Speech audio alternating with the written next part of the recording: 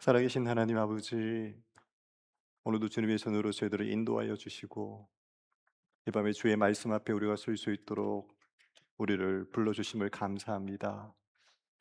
이 밤에 저희들이 주의 말씀 읽고 주의 말씀 가운데 생명을 얻고 주의 생명 가운데서 풍성함을 누릴 수 있도록 인도하여 주시옵소서. 감사드리고 예수님의 이름으로 기도드렸습니다. 예. 다 같이 일어나셔서 오늘 본문 말씀 같이 합독하시도록 하시겠습니다. 오늘 본문 말씀은 요한복음 6장 60절에서 69절 말씀입니다. 같이 읽겠습니다. 시작. 예수의 제자들 중 여럿이 이 말씀을 듣고 말했습니다. 이 말씀은 참 어렵구나. 과연 누가 알아들을 수 있겠는가? 예수께서는 제자들이 이 말씀에 대해 수군거리는 것을 알고 말씀하셨습니다. 이 가르침이 너희 마음에 걸리느냐? 만약 인자가 전에 있던 곳으로 올라가는 것을 본다면 너희는 어떻게 하겠느냐? 생명을 주는 것은 영이므로 육신은 아무 소용이 없다. 내가 너에게 한 말은 영이요 생명이다. 그런데 너희 중에 믿지 않는 사람들이 있구나. 예수께서 처음부터 누가 믿지 않는지, 누가 자신을 배반할지 알고 계셨던 것입니다. 예수께서 계속 말씀하셨습니다. 그러므로 내가 너희에게 아버지께서 허락해 주신 사람이 아니고는 아무도 내게로 올 수 없다고 말한 것이다. 이 말씀 때문에 예수의 제자 가운데 많은 사람이 떠나갔고 더 이상 그분과 함께 다니지 않았습니다. 예수께서 12 제자들에게 물으셨습니다. 너희도 떠나고 싶으냐? 시몬 베드로가 예수께 대답했습니다. 주여, 영생의 말씀이 주께 있는데 저희가 어디를 가겠습니까? 주는 하나님의 거룩하신 분임을 저희가 믿고 또 압니다. 아멘. 예, 자리에 앉으시면 되시겠습니다. 오늘도 옆에 있는 분들에게 한번 칭찬하실까요? 존경합니다. 이 야심한 금요일 밤에 오셔서 존경합니다. 예, 감사합니다. 오늘은 결혼에 대한 이야기를 잠깐 먼저 좀 하고 시작할게요. 결혼을 할 때, 결혼식에 들어갈 때 남자랑 여자랑 생각하는 게 좀 다르대요. 저도 잘 모르겠는데 인터넷에 이렇게 나와 있던데, 여자는 신부는 그 결혼식에 들어갈 때 이 남자를 내가 어떤 한이 있더라도 나는 이 남자를 바꿀 수 있다. 이렇게 믿고 나는 반드시 바꿀 것이다라고 생각하고 예식장에 들어간대요. 이 신랑은 또 이 반대래요. 신랑은 예식장에 들어갈 때 이 여자는 이 신부는 절대로 변하지 않을 거다. 이 얼굴, 이 몸매, 이 모든 것 절대로 바뀌지 않을 것이다. 이 확신을 가지고 들어간대요. 예, 웃으시는 분들 의미가 뭔지 모르겠네요. 저희가 인생을 살다 보면은 이렇게 무언가 누구는 변하기를 원하고 누구는 변하지 않는 이런 마음을 가지고 한 예식장에 들어갑니다. 과연 저게 무슨 의미인지 오늘 말씀을 보면서 한번 생각해 보시기를 원합니다. 오늘 말씀은 요한복음에서 나오고 있는 말씀입니다. 요한복음은 마태, 마가, 누가 이 세 개의 공관 복음 가면은 좀 확연히 다른 부분이 많이 있습니다. 굉장히 다른 부분들이 많이 있는데 그중에 대표적인 게 예수님께서 마지막 최후의 만찬하시는 장면, 최후의 만찬에서 성례식을 하시는 그런 장면들이 요한복음에는 기록이 되어 있잖아요. 그러니까 최후의 만찬이 저렇게 예수님께서 마지막 일주일 있으셨던 날 보통 목요일 날 저녁에 있었다고 하는데 예수님께서 최후의 만찬 자리에서 하시는 말씀이 내 살을 먹고 내 피를 마시고 이렇게 그 성례식을 집전하시는 그런 모습으로는 요한복음에는 등장하지 않습니다. 요한복음에서는 그 예수님께서 마지막 유월절 만찬하시는 장면에 관해서 예수님께서 먼저 제자들의 발을 씻기는 장면, 그리고 난 다음에 13장부터 17장까지 끊임없이 긴 내용으로 예수님께서 최후의 만찬 자리에서 제자들에게 소위 말하는 이제 다락방 강론이라고 해요. 다락방에서 유월절 다락방에서 제자들에게 하신 말씀만을 계속 이렇게 이야기하고 있습니다. 그리고 요한복음에는 7가지 대표적인 예수님이 행하신 기적들이 있어요. 7가지 기적들 중에서 오병이어의 기적, 그러니까 물고기 떡 5개와 물고기 2마리로 5천 명을 먹이신 그 오병이어의 기적과 그다음에 예수님께서 풍랑 가운데 있는 제자들에게 물 위를 걸어가는 이 2개의 기적이 굉장히 비슷한 시간에 연속적으로 일어나는 사건이에요. 저 2개의 기적을 빼고 나머지 기적들은 뜨문뜨문 시간 텀을 가지고 있는데 저 2개의 기적은 연달아서 일어난 기적을 요한복음의 중간에 저렇게 요한이 기록을 하고 있어요. 오병이어는 여러분들이 잘 아시겠지만 어 저 베세다 광야에서 예수님께서 5천 명을 먹이신 기적이죠. 떡 5개와 물고기 2마리로 예수님께서 5천 명, 남자만 5천 명이라고 기록되어 있죠. 그 많은 사람들을 저렇게 먹이시는 기적을 일으키시게 됩니다.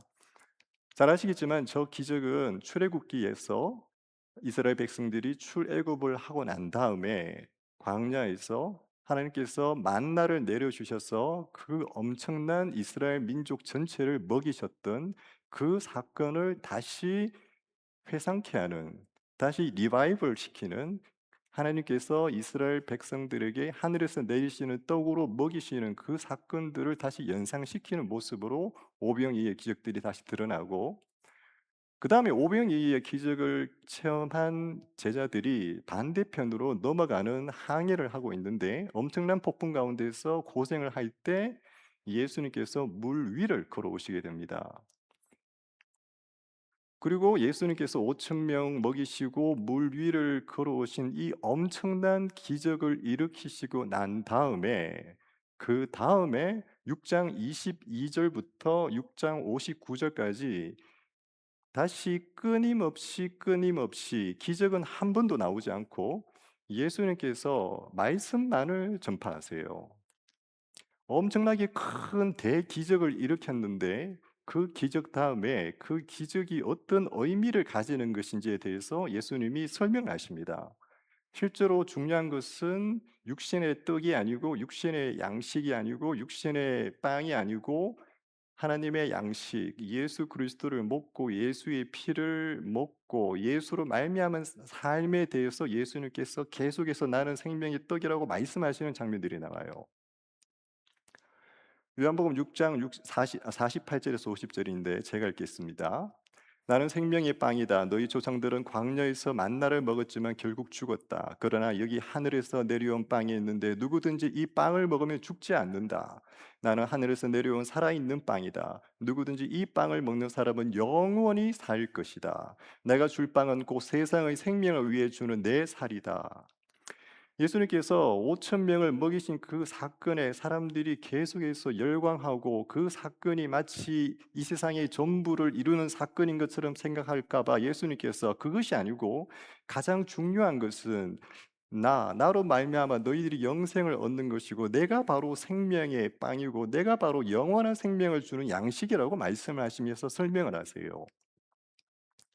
그러면서 6장 52 절에 그러자 유대 사람들은 자기들끼리 논쟁하기 시작했습니다. 이 사람이 어떻게 자기 살을 우리에게 주어 먹게 한단 말인가? 예수께서 그들에게 말씀하셨습니다. 내가 진실로 진실로 너희에게 말한다. 너희가 인자의 살을 먹지 않고 인자의 피를 마시지 않으면 너희 안에 생명이 없다. 그러면서 예수님이 말씀하십니다. 누구든지 내 살을 먹고 내 피를 마시는 사람은 영생이 있고 내가 마지막 날에 살릴 것이다. 내 살이야말로 참된 양식이요 내 피야말로 참된 음료로다. 누구든지 내 살을 먹고 내 피를 마시는 사람은 내 안에 있고 나도 그 안에 있다. 살아계신 아버지께서 나를 보내셨고 내가 아버지 때문에 사는 것처럼 나를 먹는 사람은 나를 먹는 사람은 나 때문에 살 것이다. 이것은 하늘에서 내려온 빵이다. 너희 조상들이 광야에서 먹고도 죽은 그런 빵이 아니다. 이 빵을 먹는 사람은 영원히 살 것이다. 지금 예수님께서 본인이 생명의 빵이고 나로 말미암아 너희들이 나를 먹으면 살 것이다. 너희들이 나로 인하여 나를 믿고 내 안에 있는 영원한 생명을 너희들이 누리게 될 때, 아버지와 나를 통해서 너희들이 관계를 맺어지게 될 때, 너희들이 나를 믿고 나로 말미암아 나로 고동함으로 말미암아 너희들이 살게 될 것이라고 예수님이 말씀하세요. 레위기에 보면은 율법에 이런 말씀이 있습니다. 레위기 17장 10절 말씀에 이스라엘 사람이나 그들 가운데 사는 외국 사람이 피를 먹는다면 내가 피를 먹은 사람에게서 내 얼굴을 돌려 그를 그의 백성들 가운데서 끊어낼 것이다. 11절 말씀에 이는 육체의 생명이 피에 있기 때문이다. 내가 너희를 위해 제단에서 속죄를 하는 용도로 주었던 것이 바로 피다. 이는 생명을 속하는 것이기 피기 때문이다. 제가 이 말씀을 읽어 드리는 이유가 유대 사람들은 레위기 17장의 이 말씀에 어릴 적부터 굉장히 익숙한 사람들이에요. 피를 먹는다? 이 사람들에게는 감히 상상할 수도 없는 거예요. 율법에서 금하고 있는 피를 먹는 것을 지금 예수님께서 내 피를 너희들이 먹어야 되고 내 살을 너희들이 먹어야 된다고 이야기하니 이 사람들은 지금 도저히 이해가 안 되는 거예요. 예수께서 말씀하시는 것은 예수를 믿음으로 말미암아 그분과 함께 살아가는 그 삶, 예수를 믿는 삶에 대해서 이야기하지만 이 사람들은 그냥 표면적으로 보이는 피를 먹는다는 그것만 생각을 하게 되는 거예요. 그래서 6장 60절 말씀에 같이 읽겠습니다. 시작. 예수의 제자들 중 여럿이 이 말씀을 듣고 말했습니다. 이 말씀은 참 어렵구나. 과연 누가 알아들을 수 있겠는가? 지금 여기 우리말 성경에 보면은 이 말씀은 참 어렵구나. 지금 예수님께서 나는 생명의 떡이고 생명의 양식이고 생명의 피고 나를 먹고 너희들이 나를 인하여 살 것이고 나를 먹어야 된다고 말씀하시는데 제자들은 수많은 예수의 제자들은 이 말씀을 듣고 '이 말씀이 참 어렵구나.'라고 이야기를 하고 있어요. 우리말 성경에 "참 어렵구나."라고 되어 있는데 저게 헬라어 원어로 보면은 "참 딱딱하다." 영어로 말하면 뭐 켈로스라고 해야 되나요? 뭔가 딱딱하고 하드하다 이런 식으로 생각을 할 수 있는 단어들인데 원어를 좀 더 직역으로 한 NASB 성경에는 이 말씀이 very unpleasant, 되게 기분 나쁘다는 거예요. 율법에서 금하고 있는 피를 마시라 이런 이야기나 하고 있고 하늘에서 뭔가 기적을 일으켜서 사람들에게 5천 명의 빵을 주고 물을 위에를 굽고 이런 거는 참 좋고 플레전트한 것 같은데 지금 뭐 피를 마시니 뭐 자기가 영원한 빵이니 이런 이야기를 하니까 제자들의 반응이 되게 기분 나쁘다는 거예요. 왜 이런 말 하느냐는 거예요. 61절 말씀에 예수께서는 제자들이 이 말씀에 대해 수군거리는 것을 알고 말씀하셨습니다. 이 가르침이 너희 마음에 걸리느냐? 영어 성경에 Is this offensive to you? 이 말씀이 너희들에게 offensive 하냐? 62절 말씀에 만약 인자가 전에 있던 곳으로 올라가는 것을 본다면 너희가 어떻게 하겠느냐? 생명을 주는 것은 영이므로 살리는 것은 영이고 육신은 아무 소용이 없다. 내가 너희에게 한 말이, 내가 지금 너희에게 하고 있는 이 말이, 내가 너희에게 한 이 말이 영이요 생명이다. 예수님께서 하시는 말씀이 그거예요. 내가 너희들에게 기적을 일으키고, 내가 너희들에게 5천 명에게 빵을 먹이고, 내가 바다 위를 걸어가고, 이런저런 기적들을 일으키지만 그 기적들이 그 기적으로 인해서 우리 육신이 무언가를 얻게 되는 것이 우리를 살리는 것이 아니고 나의 말이, 예수께서 우리에게 하시는 그 말씀이, 내가 너에게 하는 그 말이 영이고 그것이 영이기 때문에 그것이 생명이라고 예수님이 말씀하십니다. 64절 말씀에 그런데 너희 중에 믿지 않는 사람들이 있구나. 예수께서는 처음부터 누가 믿지 않는지 누가 자신을 배반할지 알고 계셨던 것입니다. 예수께서 계속 말씀하셨습니다. 그러므로 내가 너희에게 아버지께서 허락해 주신 사람이 아니고는 아무도 내게로 올 수 없다고 말한 것이다. 지금 예수님께서 자기가 생명의 떡이고 자기를 먹어야 되고 자기의 피를 마셔야 된다고 말씀하시면서 이제는 더 나아가서 하나님이 자기의 아버지라고 말씀하시고 또한 아버지께서 허락지 않으시면은 누구든지 마음대로 내게 올 수 있는 것이 아니라고 이야기를 하시는 거예요. 66절 말씀 다 같이 읽겠습니다. 시작. 이 말씀 때문에 예수의 제자 가운데 많은 사람이 떠나갔고 더 이상 그분과 함께 다니지 않았습니다. 예수께서 이런저런 생명의 떡의 말씀, 예수를 먹어야 된다. 그러면서 하나님이 자신의 아버지고 아버지께서 허락지 않으시면 아무도 내한테 올 수 없다고 말씀을 하시니까 이 사람들에게 이게 너무 받아들이기 힘든 거예요. 너무 기분이 나쁜 거예요. unpleasant한 거예요.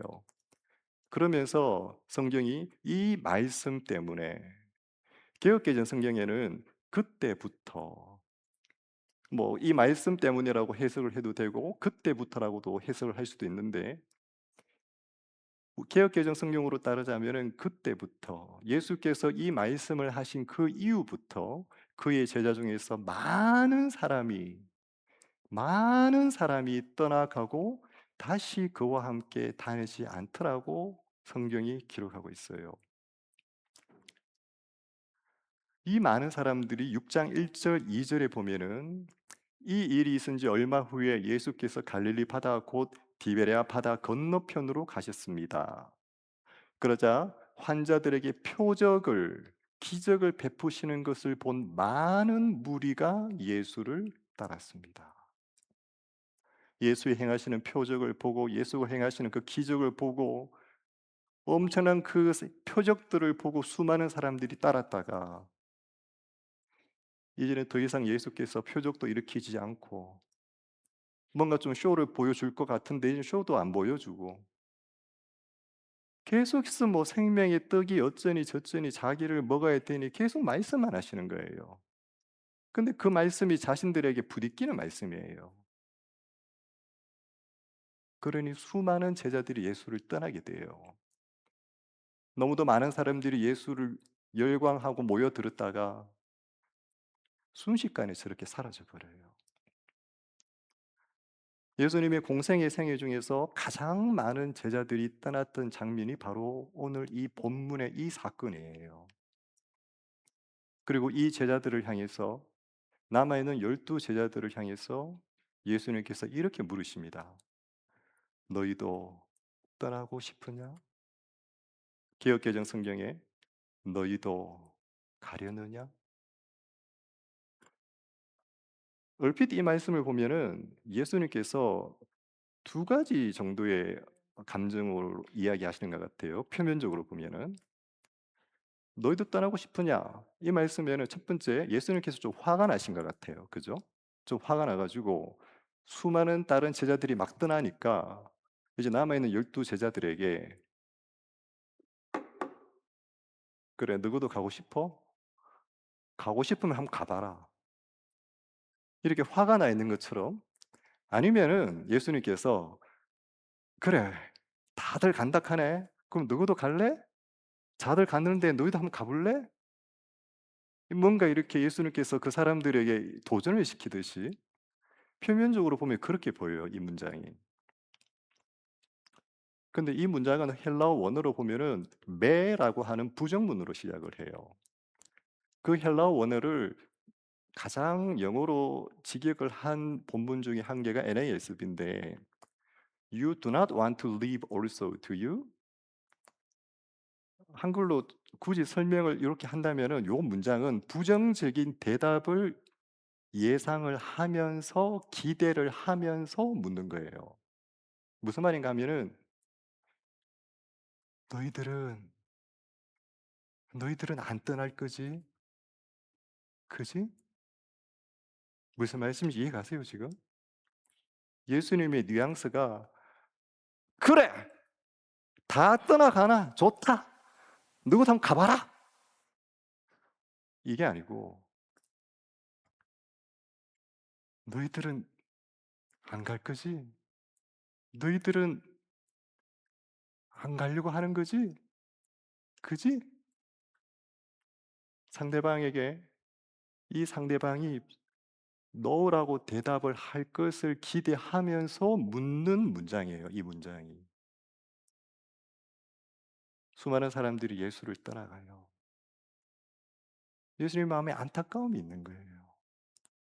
너무도 많은 사람들이 예수의 기적을 보고 예수가 행하시는 그 쇼를 보고 예수께로 몰려드는데 예수께서 생명의 말씀을 하시니 그들이 떠나가요.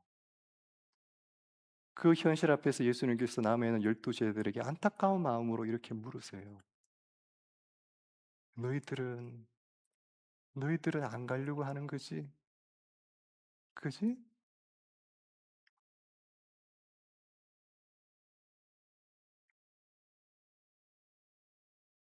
오늘날에도 수많은 사람들이 교회를 다녀요.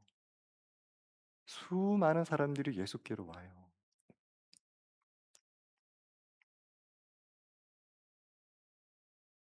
그러나 너무나 많은 사람들이 예수가 생명의 떡이고 예수가 나를 살리고 그분의 말씀이 나를 살린다는 그 내용보다 나에게 어떻게 하면 이 떡이 부풀려져서 나도 어떻게 하면 예수처럼 저런 기적을 좀 행할 수 있을까? 너무도 많은 사람들이 생명이고 영생이신 그 예수 그리스도, 생명이고 영생이신 예수의 그 말씀보다 내가 세상의 것 가지고 있는데 세상의 것 가지고 있으면서 교회에서도 뭐 공짜로 준다네. 뭐 믿기만 하면 뭐 공짜로 다 준다네. 구원도 주고 뭐 축복도 주고 뭐 다 준다네. 뭐 나쁠 거 없지. 이것도 하지 뭐. 예배당에 십자가는 걸어놓지만 저 십자가의 예수를 바라보는 것이 아니고 저 십자가에 내 자식의 미래 걸어놓고 저 십자가에 나의 물질의 번영 걸어놓고 날마다 그 앞에서 엎드리고 날마다 그 앞에서 빌고 있어요.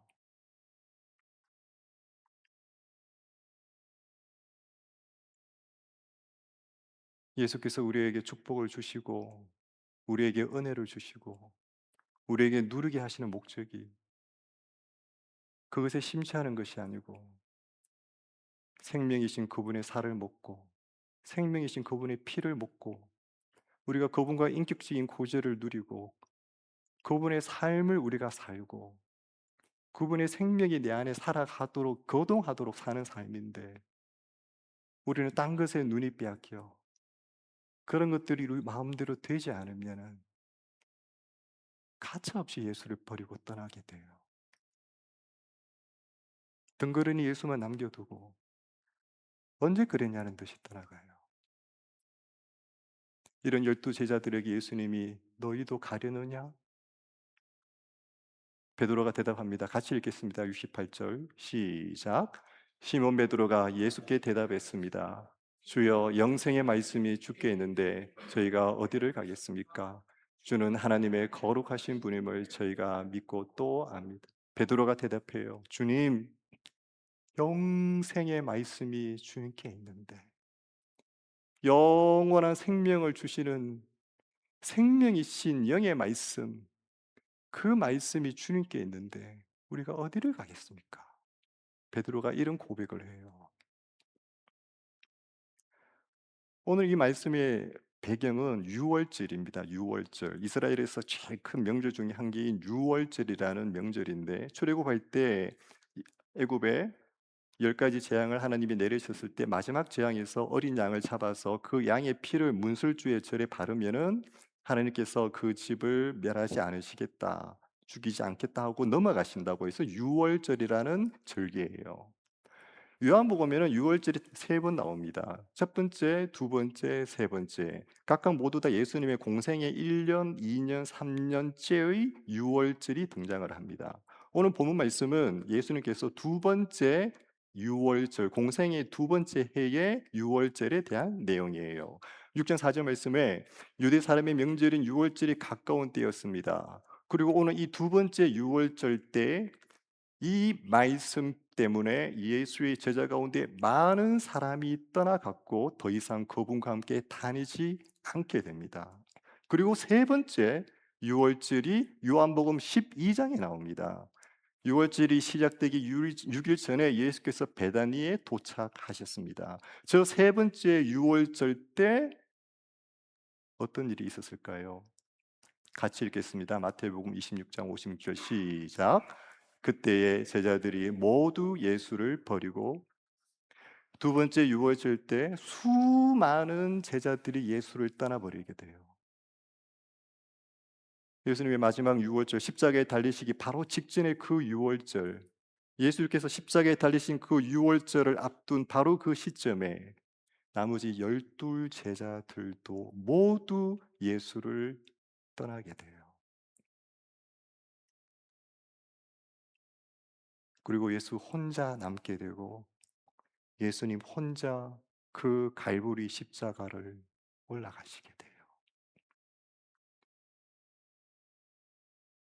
두 번째 유월절 때 수많은 제자들이 예수를 떠나버리고 마지막 세 번째 유월절 때 바로 그 유월절 직전에 12 마지막 제자들까지 다 떠나버렸는데 예수님은 어떻게 하셨을까요? 그 유월절 날 예수께서 십자가에 달리실 때 요한복음 19장 이렇게 말합니다. 예수께서 신포도주를 받으시고 말씀하셨습니다. 다 이루었다.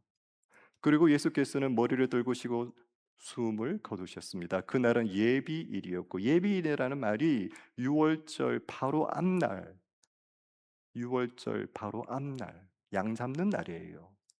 양 잡는 그날 예수님이 돌아가신 거예요. 그 다음 날은 특별한 안식일이었습니다. 13장 13절 같이 읽겠습니다. 시작. 유월절 전에 예수께서는 이 세상을 떠나 아버지로 가실 때가 됐다는 것을 알고 계셨습니다. 아버지께서는 세상에 있는 자기의 사람들을 사랑하시되 끝까지 사랑하셨습니다. 제자들은 예수를 버렸어요. 두 번째 유월절 날 수많은 제자들이 예수가 더 이상 기적도 행하지 않고 더 이상 뭐 떡 만들어서 빵 만들어서 먹이지도 않고 공중 부양하듯이 뭔가 바다 위에서 떠다니듯이 뭔가 이 걸어 다니는 바다 위에서 그런 기묘한 어떤 쇼도 안 보여주고 내가 생명의 떡이니 내가 생명의 피니 이딴 이야기나 하니까 받아들이기 싫다는 거예요. 예수 내한테 떡 내놔 떡, 빵 내놔 빵. 나 너한테 빵 얻고 싶어. 예수 너 바다 위에서 기적 한번 보여봐 기적. 나 너 쇼하는 거 보고 싶어. 수많은 제자들이 예수를 떠나요. 마지막 세 번째 유월절 마지막 남은 12 제자마저도 자신들이 기대했던 정치적인 메시아가 이 예수인 줄 알았는데 이 예수가 이제 십자가에 처형이 된다고 하니 자신들의 기대와는 전혀 다른 예수의 모습이 앞에 펼쳐진다고 생각되니 이 12 제자들도 떠나는 거예요. 자기를 떠난 그 제자들, 자기를 버릴 그 제자들, 그 제자들을 예수님은 발을 씻기시기 직전에 오늘 요한복음 13장은 이렇게 이야기해요. 예수께서 자기의 제자들을 사랑하시되 끝까지 사랑하셨더라.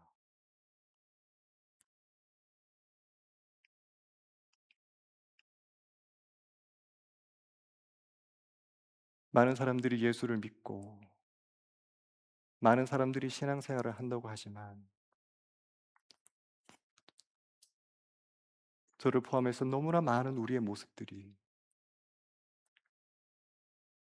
예수를 생명으로, 예수를 영원한 생명으로 붙드는 것이 아니고 내가 간구하는 거 뭔가 응답해 주는 사람, 내 자식 뭔가 좀 잘 되게 해주는 신, 내가 뭔가 필요할 때 뭔가 나에게 도움을 주는, 그러다가 내가 원하는 방향으로 이것들이 해결되지 않으면은 이 제자들의 모습들처럼 예수를 버리고 가는 수많은 모습들이 저를 포함한 너무도 많은 우리들의 모습 속에 있음을 성경이 보여주는 것 같아요.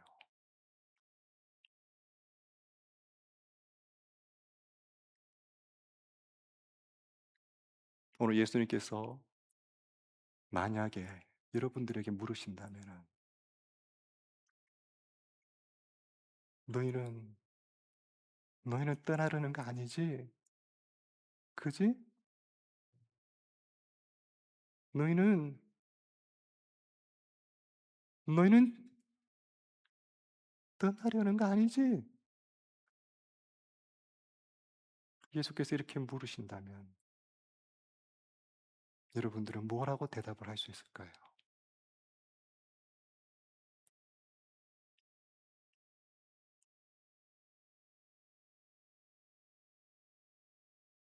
변하지 않는 신앙, 순수한 신앙. 이것이야말로 우리 신앙에서 가장 어려우면서도 가장 본질적인 것이 아닌가 싶습니다.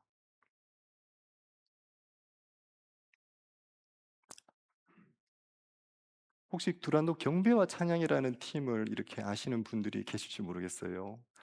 그 90년대 그 찬양 앨범도 많이 내고 되게 유명했던 팀이었어요.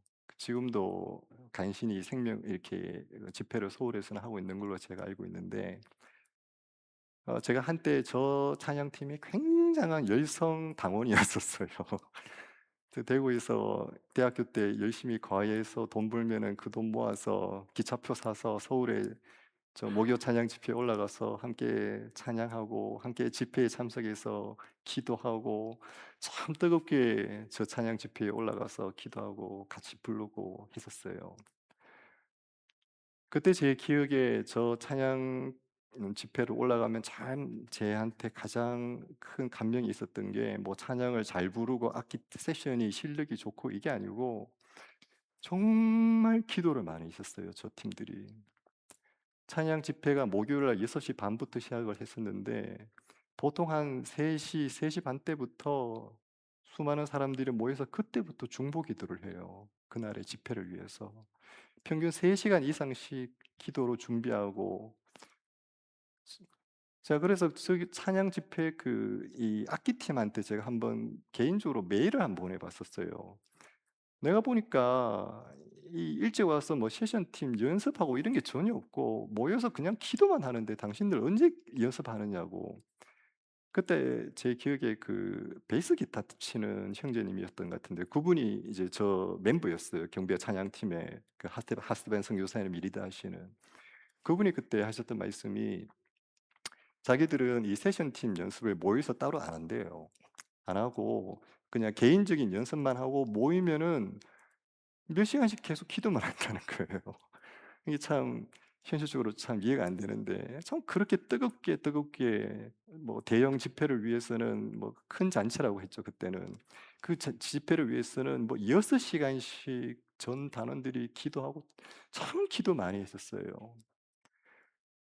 그러다가 제가 최근에 이제 저 경비와 찬양팀 인도하시는 하스테반 하용인 선교사님이시죠. 그 온누리 교회를 담임하시던 하용주 목사님의 동생이시죠. 그분이 이제 나이가 70이 다 되셨더라고요. 70이. 흰머리에 그 머리도 다 빠지시고 몸도 되게 안 좋으신 것 같은데, 그분이 부산에서 얼마 전에 이 집회를 하셨더라고요.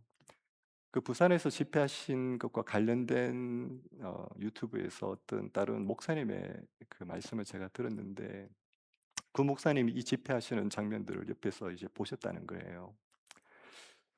40년 가까이 경배 찬양팀이 사역을 했고, 이 하세반 선교사님은 40년 가까이 이 경배 찬양팀을 인도를 하셨는데 몸이 그렇게 안 좋고 최근에 수술도 하셔서 몸무게가 23kg가 빠지셨대요. 정말 그렇게 몸이 안 좋은데도 부산에 와서 집회를 하시는데 6시간 기도를 하고 2시간 찬양 집회를 하고, 그 찬양 집회하는 동안에 비상약 2개 이렇게 올려 놓으시고 무슨 일이 생기시면 이제 그 약 먹고 마지막까지 인도하셔야 된다고. 제가 그 스토리를 들으면서 참 도전을 많이 받았어요. 세상에 많은 찬양팀들이 일어났다가 사라지고, 참 많은 찬양팀들이 일어났다가 사라지는 것을 저 역시 찬양 리더를 했었고, 저도 한 20명 가까운 멤버들이 있는 찬양팀이랑 한 3년 동안 사역을 했었어요. 그렇게 많은 찬양팀들이 일어났다가 사라지는데 그래도 변함없이 40년 동안 저 찬양팀이 유지되는 그 배경에, 제가 생각하기에는 변치 않는 하나님을 향한 그 순수한 사랑, 모든 집회 때마다 사람들이 상상할 수 없는 5시간, 6시간의 기도, 그 기도 후에 찬양팀이 올라가는 거예요. 제가 30년 전에 저 팀에 올라가서 함께 훈련 받을 때 그때도 6시간씩 기도했었어요. 40년이 30년이 지난 오늘날도 나이 70이 다 된 그 리더분과 함께 그 찬양팀이 오늘날도 6시간씩 기도하고 찬양을 인도한대요. 우리의 신앙이 이런저런 일로 변하지 않고, 우리의 신앙이 처음에 그 순수한 마음을 유지하며 하나님께로 온전히 나아가는 것, 우리에게 뭔가 주어지는 그 결과물, 우리에게 주어주는 뭔가 그 유익이 아니라, 그 물질, 성공이 아니라 생명이신 예수 그리스도, 우리가 예수를 믿을 때 가졌던 그 첫 마음, 우리의 그 순수함, 변치 않는 그 마음으로 우리가 주 앞에 나아가는 자들이 되기를 원합니다. 경배 찬양팀에서 만든 수많은 찬양들이 있는데 그 중에 가장 많은 사람들의 마음을 울리고 저 역시 가장 좋아하는 찬양 중에 한 개가 여러분들이 잘 아시는 십자가의 길, 순교자의 삶이라는 찬양이 있어요. 이 밤에 같이 그 찬양 부르면서 나아갈 것인데, 가사를 음미하면서, 가사를 생각하시면서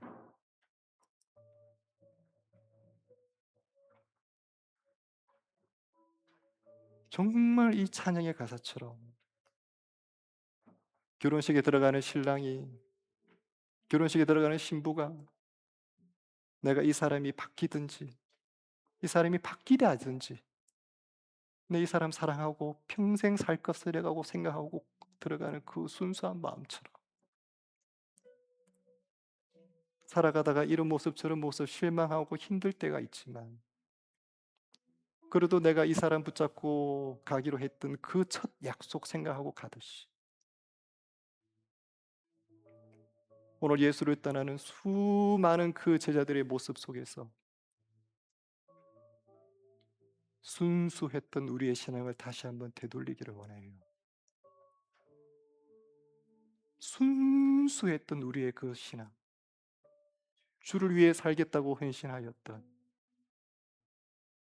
주께 내 삶을 드리겠다고 헌신했던 그 순간, 다시 한번 이 시간 떠올리기를 원합니다.